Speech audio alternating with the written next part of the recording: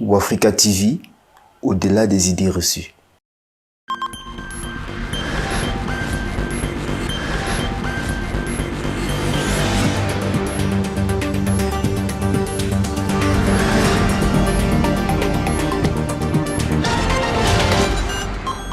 Increasing the world's literacy rate is essential to improving the living conditions of entire communities. The International Literacy Day, celebrated on 8 September, is an opportunity to look back at a challenge that lies at the heart of the United Nations Sustainable Development Goals for 2030, that all young people and considerable proportion of adults, men and women alike, are able to read, write, and count. Celebrated this 2023 under the theme Promoting Literacy for a World in Transition, building the foundation for sustainable and peaceful societies. In recognition of this day in Cameroon, a lot of activities were carried out to fight against literacy, as the various methods used by illiterate adults and young people to catch up their literacy skills. The number of illiterate people varies from region to region. More than half of all illiterate people live in the world's two poorest regions. Another hindrance to education is conflict, whereby school infrastructures are destroyed by civil wars, and the teachers leave these poor and war-torn regions to settle in peaceful and developed areas. Some families are unable to send their children to school due to economic issues, especially large families, with the case where parents have to make a choice and send some of their children to school. In other cases, the lack of resources then forces many children to stay at home and help their parents with daily chores, or to find a job in order to contribute financially to the household. Adults are not the only ones affected by the inability to read, write, or count. 670 million young people equally lack basic literacy and mathematical skills. Without these skills, children cannot project themselves professionally and think about a serene future.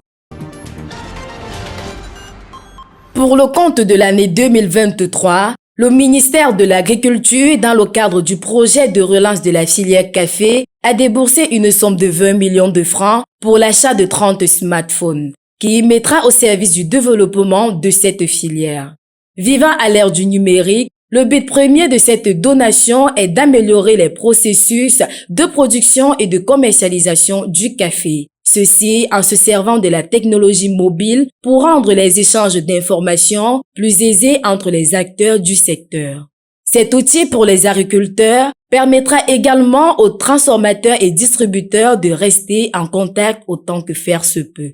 La souscription à l'achat de cet outil de communication est pour le ministère de l'Agriculture de montrer davantage son intérêt pour le secteur du café, tout en renforçant la qualité de ce produit et en favorisant sa commercialisation sur les marchés nationaux et internationaux. La participation est ouverte à toutes les entreprises de droit camerounais ayant des capacités administratives, techniques et financières requises. Rappelons que, au cours de la campagne caféière 2021-2022, le Cameroun enregistre une production totale de 38 047 tonnes, dont 6 386 tonnes de café arabica et 31 661 tonnes de café robusta. Ces chiffres ont été relevés par le Premier ministre Joseph John Gouté lors de la présentation à l'Assemblée nationale du programme économique, financier, social et culturel du gouvernement pour l'année 2023.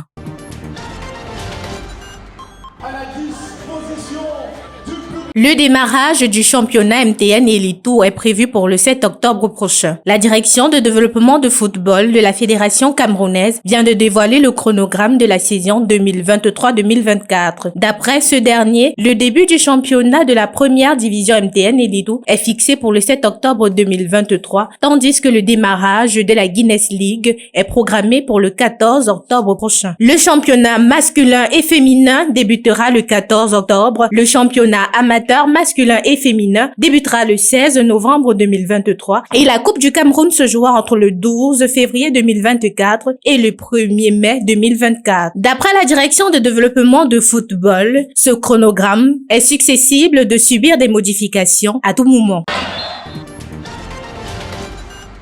La République centrafricaine reçoit du Cameroun un appui dans son processus de maintien de paix. Le ministre camerounais en charge de la Défense, Joseph Betty-Assomo, a procédé à la remise de l'étendard au 10e contingent camerounais de la mission multidimensionnelle intégrée des Nations Unies pour la stabilisation de la République centrafricaine. Hier, mercredi 13 septembre, le ministre de la Défense camerounais a présidé la dite cérémonie au centre d'entraînement et d'aguerrissement en zone forestière de Motkébon dans la région de l'ouest de la République centrafricaine. Le Cameroun, pays frère et ami de la Centrafrique, est actif dans la mission de stabilisation du pays du président Faustin Archange Touadéra. Pays instable depuis la crise politico-sanitaire de 2013. Une crise née de la chute de l'ex-président François Bozizé.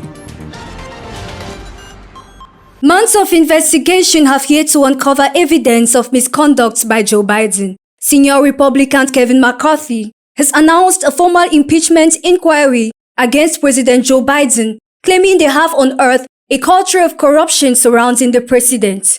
An impeachment, therefore, is a process of bringing charges against a government official for wrongdoing, and the official may be removed from office. The inquiry will focus on accusations of improper business dealings on the part of the president's son, Hunter Biden, and on whether the president benefited from his son's business dealings. In a memorandum released in early August, the House Oversight Committee claimed that evidence suggested that Biden family and their business associates had received more than $20 million in payments from foreign sources in countries including China, Kazakhstan, Ukraine, Russia, and Romania.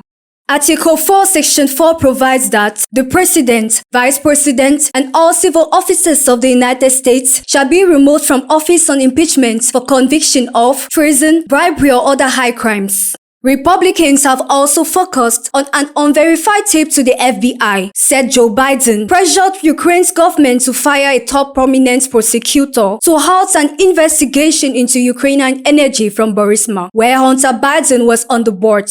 The claim first emerged in 2019 during President Donald Trump's first impeachment.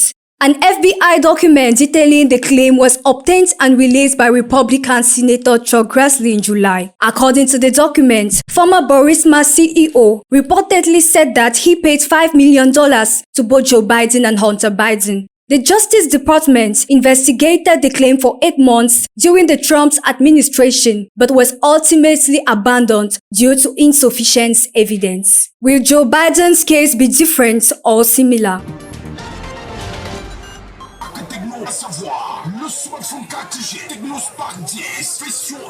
On les retrouve dans divers coins des marchés de Yaoundé et autres, très souvent assis sur un bureau à l'air libre face à des gadgets abîmés. Eux, ce sont des réparateurs de téléphones, comme les appelle communément l'ensemble des Camerounais. Vus comme des médecins des appareils téléphoniques, on se réfère à eux à la moindre défaillance de ce bijou électrique. Ce qui n'est pas connu de tous, c'est l'origine première de cette activité, ou même le terme scientifique utilisé pour désigner ces techniciens. Le terme technique, c'est technicien de téléphone. Réparateur de téléphone, il n'y a pas un autre mot. On dit toujours qu'on va chez le réparateur de téléphone. Sachant que le choix d'une activité dépend de plusieurs facteurs, notamment la passion, la recherche du gain, il est observé que ce secteur accueille de nombreux jeunes au fil du temps, motivés par diverses raisons. Ça n'a pas été le choix au départ, mais j'ai eu quand même, depuis mon enfance, c'est-à-dire que l'amour pour l'électronique. À un moment donné de la vie, je me suis replié dedans. Et j'ai commencé à faire dedans. Et puis je me suis attaché jusqu'aujourd'hui. Quand je me souviens dans les débuts, j'allais souvent passer le temps avec un ami qui dépannait. Aujourd'hui, il ne dépanne plus. Il faut autre chose. Et bon, j'ai passé le temps avec lui, puisque je n'avais rien à faire à la maison. Je trouvais quand même peut-être l'argent de taxi pour rentrer, puisqu'il avait déjà tout. Et puis on a commencé à travailler ensemble, si bien que à un moment donné, il achetait un peu mes petits matériels, je gardais. Considérée comme une activité du secteur informel, la réparation des téléphones nécessite des compétences et des connaissances en la matière pour mener à bien cet exercice. D'où l'interrogation sur la question de savoir quelle est la base d'apprentissage de cette activité. La majorité, c'est les autodidactes. Parfois, c'est quelqu'un qui vient aussi voir chaque fois. Parfois, il vient te donner le travail chaque fois. À un moment donné, quand lui-même a son téléphone, il se met à démonter. Il voit comment tu fais et il s'adapte. Certes, il y a des pannes qu'il faut vraiment être technicien pour travailler. Pour mon cas, il y a des pannes depuis 2003. Ouais. Et des pannes depuis 2003. Je suis entré dedans comme ça. J'avais des connaissances en électronique. Et puis c'est vrai qu'un réparateur de téléphone est différent d'un réparateur des appareils électroménagers, par exemple les télés et tout. C'est deux technologies bien différentes. Tu vois un peu. Donc c'est comme ça. Donc pour mon cas, j'ai commencé, j'avais des connaissances en électronique et je me suis habitué à travailler et à la fin, parfois, c'est par expérience que je travaille. Il y a des pannes que je travaille par expérience. Si je n'avais pas l'expérience, je ne pouvais pas travailler. Étant donné que les 3/4 de la population sont propriétaires d'un téléphone portable, l'observation montre que les dits téléphones vont régulièrement en réparation, raison pour laquelle ces techniciens passent des journées dans ces ateliers d'un autre genre dans le but d'offrir leurs services et récolter des sous.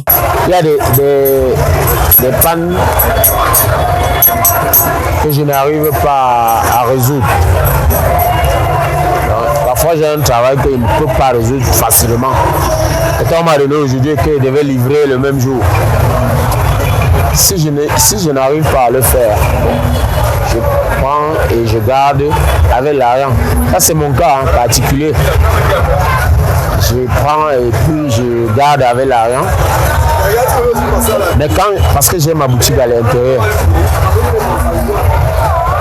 je garde et puis je positionne tel que je ne veux pas oublier. Donc, si j'ai une table à l'intérieur, je classe tel que je veux voir pour ne pas oublier et pour ne pas donner aussi les faux rendez-vous aux clients. C'est un peu comme ça que je travaille. Je ne sais pas si les autres travaillent comme ça. Cette activité, bien qu'elle soit minimisée par certaines personnes, peut se révéler avoir de forts revenus. Des bénéfices au-delà de la moyenne, bénéfices qui sont fonction du type de téléphone à réparer, iPhone, iOS, Android ou encore Google Pixel. Bon, les prix varient selon les critères, selon les téléphones, selon les types de panne, selon aussi certaines personnes, selon les exigences de certains clients. Parce qu'il y a des clients qui sont tellement exigeants. Et quand un client est tellement exigeant, il faut aussi qu'il paie le prix de cette exigence-là. J'ai réussi quand même à faire plus que le quotidien. Un peu d'épargne, assurer la maison et le reste, mes petites cotisations. Et j'ai réussi quand même. Mais c'est dans les jonglages. Dans des jonglages un peu pas très commodes quand même. Les prix ne sont pas standards. Il y a des clients qui peuvent venir, la façon de te supplier. Même tu vas faire le travail, mais tu ne vas même pas gagner. Mais tu sauras que quand tu l'auras fait, quand tu auras bien fait son travail, il va revenir l'autre jour. La façon qu'il te supplie, te dit non, je n'ai pas d'argent, c'est très dur, j'ai eu un souci. Parfois, tu peux ne pas prendre de l'argent. La façon que il t'a expliqué son problème. Oui. Parfois, tu peux faire même un travail à quelqu'un. Il peut aller même sans te payer, mais il revient avec un travail où il est avec des gens et tu gagnes bien. Ce secteur d'activité fait la fierté des techniciens informatiques selon les informations recueillies sur le terrain. Et plus qu'une activité ne saurait être sans difficulté. Il y a des clients qui pour un petit détail, il te fait de sérieux problèmes. Il t'amène même à la police. Donc le type de client comme ça aussi,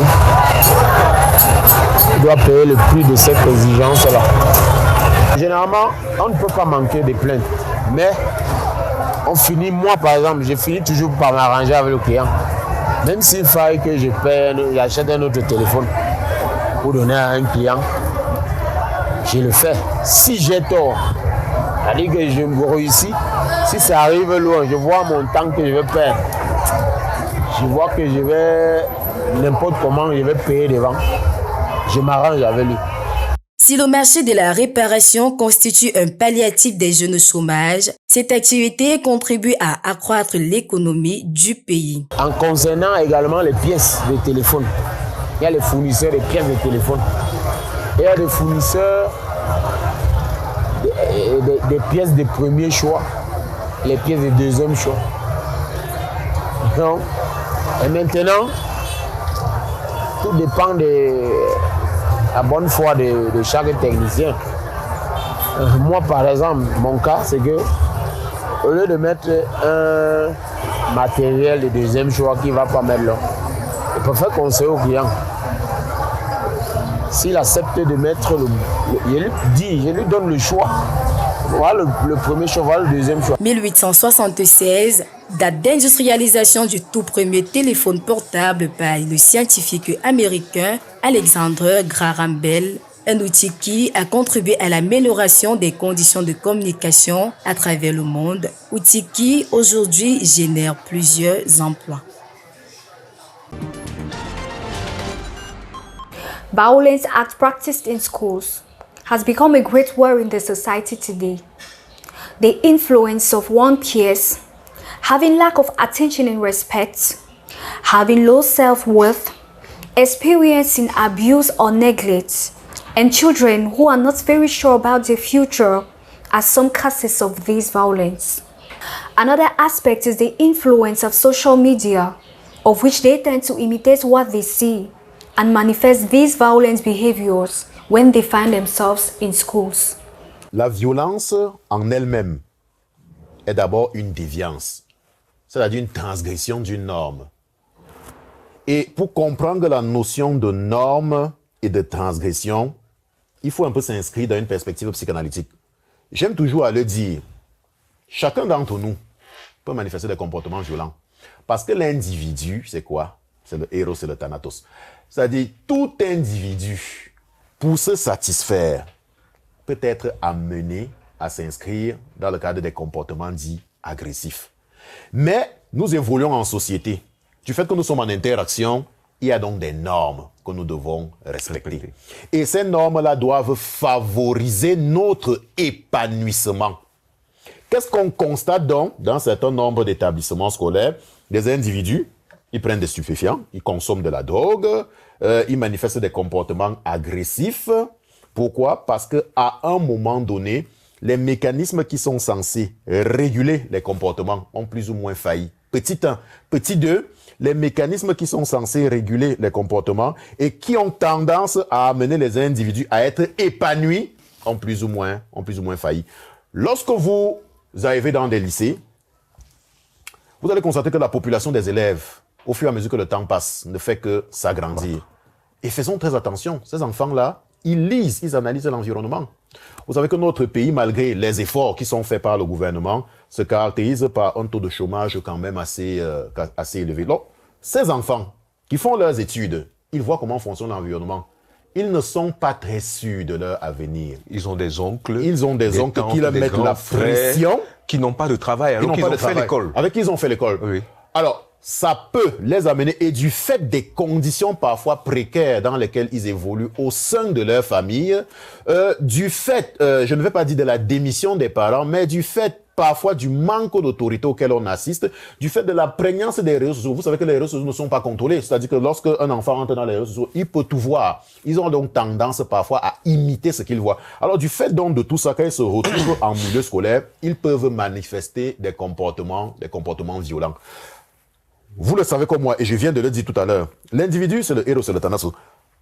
Un individu aura tendance à être violent s'il estime que par rapport à sa violence, il peut en tirer un bénéfice. Un individu peut avoir tendance à être violent si, du fait des difficultés de la vie, il éprouve un sentiment de frustration. Et vous savez, il y a généralement une frontière très étanche entre la frustration, c'est-à-dire l'état d'insatisfaction dans lequel l'individu se trouve, et le comportement agressif qui en découle. Alors, la situation est en train de prendre un certain nombre de proportions assez désobligeantes dans la plupart de nos écoles. Et le rôle du psychologue est plus que jamais important à ce niveau. Nous avons eu l'habitude, à l'époque, quand j'étais à l'école normale supérieure, nous avons eu l'habitude de former des conseillers d'orientation scolaire, universitaire et professionnelle, ce qui se fait même également à Yaoundé et dans certaines autres universités. Là, le rôle premier des conseillers d'orientation qui sont en grande partie formés aux outils, aux théories, aux méthodes en psychologie. Leur rôle consiste donc justement à essayer de canaliser autant que faire se peut les comportements déviants, les comportements négatifs des élèves. Le problème, c'est que le contexte dans lequel nous évoluons a mené volontairement ou involontairement à négliger un peu la psychologie, comme je l'ai dit tout à l'heure, et en conséquence, l'activité professionnelle qui en découle, notamment l'orientation conseil. Parce que les psychologues au conseil d'orientation, une fois qu'ils sortent de l'école, ils ont parfois des difficultés à être pris en charge, ils ont parfois des difficultés à avoir un salaire décent, et beaucoup d'entre eux ont tendance à émigrer dans d'autres administrations, ce qui fait que ceux qui sont là, dans les écoles, n'ont pas toujours tendance à prendre au sérieux le métier pour lequel ils ont été formés. The vision of the psychologist Dr. Germaine Mienier in relation to violence in schools is that the reduction of sanctions to discipline children leads the society into disorder, and the only solution is by implementing and setting standards not in an abusive way but with a view to guide behavior. Moi, j'ai eu à faire le petit séminaire Sainte-Thérèse d'Envolier, de la 6e en terminale, où l'un des principaux outils d'éducation, c'était le fouet. Quelle que soit l'erreur que vous commettiez, on vous passait à tabac. Ça ne rigolait pas là-bas. Et ça a donc permis de faire de nous ce que nous sommes aujourd'hui. Le fouet a toujours été considéré comme un outil de sanction négative. C'est-à-dire que lorsque l'individu se comporte mal, on lui fait prendre conscience qu'il s'est mal comporté. Et le fouet a vocation à l'amener justement à changer de comportement. Seulement, avec le contexte néolibéral dans lequel on se trouve, dans bon nombre d'établissements scolaires, on a eu à bannir le fouet. Bien que, vous allez l'observer de temps à autre, dans certaines structures éducatives, on continue, peut-être plus de la même manière qu'auparavant, mais on continue tout de même à utiliser le fouet. Alors, la réduction de la sanction négative a effectivement une conséquence grave, c'est-à-dire que elle amène l'individu à manifester son énergie libre. J'ai dit tout à l'heure que pour analyser le comportement de l'individu, à un moment donné, il faut s'inspirer du modèle psychanalytique. Tout individu a tendance à manifester une énergie libre, à se satisfaire, parfois en commettant de bonnes actions, parfois dans le cadre d'une agressivité. Il revient donc à la société de canaliser, c'est le surmoi. Le surmoi canalise et le moi donc s'approprie cette canalisation et se comporte en conséquence. Lorsque l'instance surmoïque a tendance à régresser, lorsque l'instance surmoïque a tendance à être dévalorisée, ben, que fait l'individu? L'individu a tendance à faire n'importe quoi. C'est un peu ce qui se manifeste, ce qui se passe dans les écoles. Du fait qu'on ait éludé la sanction négative, les élèves pensent qu'ils ont tendance à tout faire. Alors, faut-il revenir au fouet? C'est vrai aussi qu'on a eu à constater qu'il y a eu beaucoup d'accidents. Oui. Il y a eu beaucoup de cas de décès par rapport à l'usage abusif du fouet. Faut-il revenir au fouet? Peut-être pas, mais il est important de revenir avec ce qu'on appelle les sanctions négatives. des sanctions négatives qui amènent vraiment à toucher la psyché de l'individu pour qu'il puisse changer de comportement. Alors, la vision du psychologue, tout simplement, est de dire que, avec le contexte dans lequel nous évoluons, un contexte qui est marqué par la non-application des normes de plus en plus. Un philosophe parlait de la normalisation des écarts. Hein. La non-application des normes, la réduction des sanctions pour conscientiser les individus.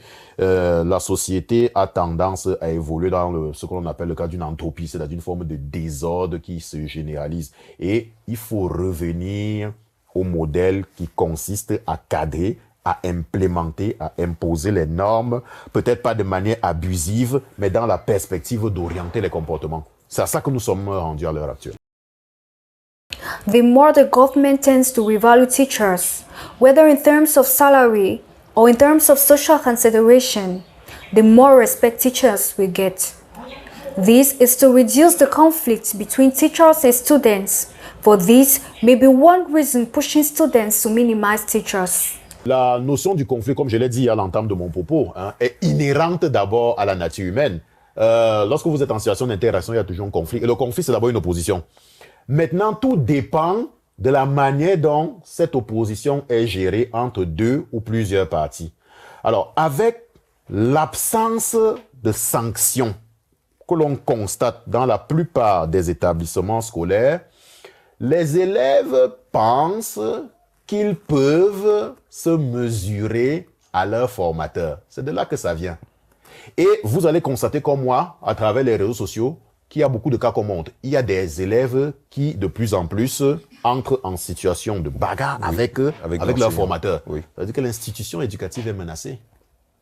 Pourquoi? Parce qu'à l'époque, celui-là même qui incarnait l'ordre, l'autorité, la sanction, la norme au sein de l'établissement, eh bien, la perception a changé. Aujourd'hui, on considère l'enseignant comme un individu lambda, on considère l'enseignant comme un individu qui n'est même pas capable de s'occuper de sa famille, puisqu'on connaît un peu la manière dont les enseignants sont traités sur le plan salarial. Et lorsqu'on mène des études, des enquêtes auprès des étudiants dans les universités, il y a très peu qui veulent s'engager à faire l'école normale parce qu'ils disent que les enseignants sont pauvres et autres. Alors, tout ça, je vous ai dit que les individus, ils analysent, ils évoluent dans leur environnement, ils constatent ce qui se passe. Ces élèves, ils ont ces informations-là. Et puisque le modèle de l'autorité, le symbole de l'ordre, eh bien, a eu, dans la psyché des individus, tendance à s'effriter, que se passe-t-il? Il y a une tendance au mépris, à l'heure actuelle, dont les élèves méprisent leur formateur. C'est donc ça qui donne tout ce qu'on est en train d'observer à l'heure actuelle. Et pour résoudre cela, la question n'importe pas qu'aux psychologues. En réalité, une perception, une perspective systémique qu'il est important de mettre en place. Il faut que l'ordre revienne. Il faut également que sur le plan macro-organisationnel, que des dispositions soient prises pour revaloriser l'image même de l'enseignant. C'est pour ça que je parle de modèle systémique. Je vous ai dit dès le départ que quand on parle de la psychologie, on étudie certes les processus mentaux, mais dans un environnement. Et cet environnement doit être pris en compte. Parce que plus le gouvernement aura tendance à revaloriser l'enseignant, que ce soit sur le plan du salaire, que ce soit sur le plan de la considération sociale, plus le respect aura tendance à revenir. Vous comprenez? Très bien. Alors, c'est vraiment important que cela soit fait dans ce sens-là et ça contribuera à ramener la discipline dans nos états. Parce qu'à l'heure actuelle, il ne faut plus trouver des solutions de manière parcellaire et segmentée. Il faut trouver des solutions globales, holistiques et systémiques par rapport à ces situations de violence qui se manifestent dans nos différents établissements. The importance of a psychologist in a school is to help the individual adapt to his environment. So, the role of a psychologist is actually necessary in the school milieu.